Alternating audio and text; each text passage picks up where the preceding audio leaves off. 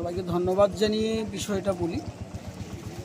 আমাদের এই এলাকায় অনেক দিন ধরে সেন্টারটা গুরুদাসপুর মহেন্দ্র ইন্দ্রতে চলছে।